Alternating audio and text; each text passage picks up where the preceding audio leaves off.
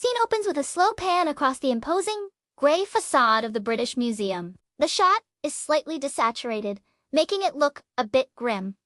When you walk through the quiet streets of London, you'll likely pass by this huge, gray building. Tall stone pillars.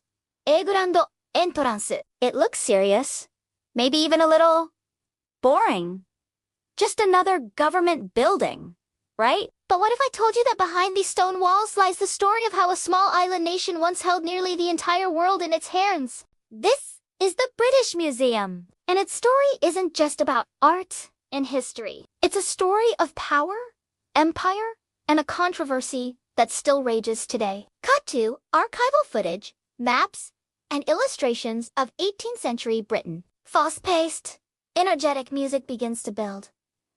Our story begins in the 18th century. Britain was on the rise. Its ships were conquering the seas, its explorers were charting unknown territories, and its influence was spreading like wildfire across the globe. This was the age of empire, trade, and discovery. And with discovery came collecting. British explorers, soldiers, and scientists traveled to the farthest corners of the earth: Egypt, India, Africa, the Americas. They brought back more than just gold and spices.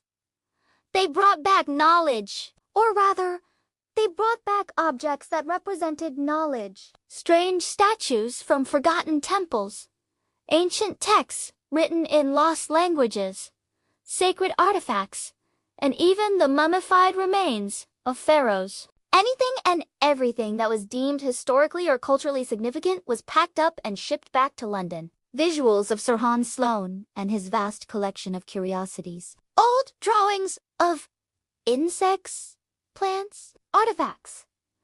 The official starting point for the museum was in 1753. A doctor and passionate collector named Sir Hans Sloane had amassed an incredible personal collection, over 70,000 objects from all over the world. Upon his death, he offered this entire treasure trove to the nation for a fraction of its value. And just like that, the British Museum was born. Now, here's the revolutionary part. Unlike the royal collections across Europe, which were private and only for the eyes of the elite, the British Museum was founded on a radical principle. It was to be a museum for the world, open to all studious and curious persons, free of charge. It was a place where anyone, regardless of their status, could walk in and witness the grand saga of human civilization, all under one roof. A noble idea, right? Music shifts to a more dramatic, questioning tone. Show close-ups of the Rosetta Stone and the Elgin marbles. Well, here's where the story gets complicated.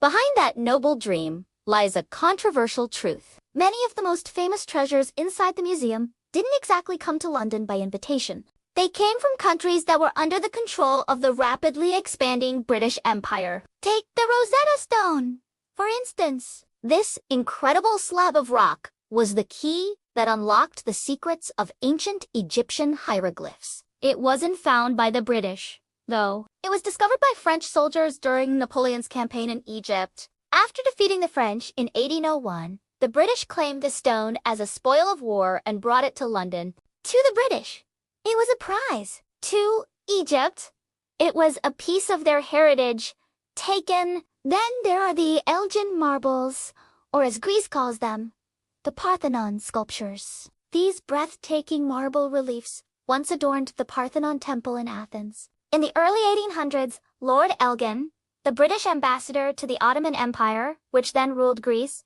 received permission to remove some sculptures. He ended up taking about half of them, shipping them to London, and later selling them to the British Museum to cover his debts. The British argued they were rescuing them from damage and neglect. The Greeks, however, have seen it as a cultural amputation ever since. Preservation or plunder. The line gets very blurry. Show a montage of Victorian-era illustrations. The museum expanding. Archaeologists digging alongside soldiers. Queen Victoria. Throughout the 19th century, as the British Empire reached its zenith, the museum grew right alongside it. It became a powerful symbol, a physical manifestation of Britain's intellectual and colonial dominance. Archaeologists and soldiers often worked hand in hand. One dug for history, while the other expanded the empire's borders. Every new artifact brought back from a distant land reinforced the narrative that Britain was the world's curator. The most civilized nation, entrusted with safeguarding global history. The British Museum became a temple to imperial pride. Victorians would flock here to gaze upon objects from lands they'd only read about in adventure novels. Egyptian mummies, Assyrian, lion hunt reliefs, sacred bronzes from the Kingdom of Benin, priceless Chinese scrolls. It was all here. The museum wasn't just displaying art, it was displaying its global reach. It was a map of the empire, told through stolen or acquired artifacts. It was, in essence, Britain showing the world what it owned. Transition to modern-day footage of the museum. With diverse crowds of tourists, the music becomes more reflective and somber. But empires don't last forever, and as the 20th century dawned and colonies began to fight for their independence, the questions started getting louder. Whose history is this? Really? Why are Greek gods living in London? Why are Egyptian pharaohs resting thousands of miles from their pyramids? In the post-colonial era, newly independent nations began demanding the return of their cultural heritage. Greece has been campaigning for the return of the Parthenon sculptures for decades. Egypt has repeatedly requested the repatriation of the Rosetta Stone. Nigeria has demanded the return of the Benin bronzes, which were looted by British forces during a brutal raid in 1897. The museum's official stance has largely remained the same. We are a universal museum, preserving these objects for all of humanity. They argue that here, in London, these artifacts can be seen by millions of people from around the world, placed in a global context. They claim they are keeping them safe, secure, and accessible. But for the countries of origin, the argument is about justice, identity, and the right to tell their own story with their own heritage. Slow, sweeping shots of the museum's grand court and various galleries filled with artifacts and people. And that's where the story stands today. This boring gray building has become the epicenter of a massive global debate about history, ownership, and what it means to right the wrongs of the past. Millions of people still visit every year, walking through halls that hold the collective memory of humanity, its incredible creativity, its brutal conflicts, its triumphs, and its tragedies.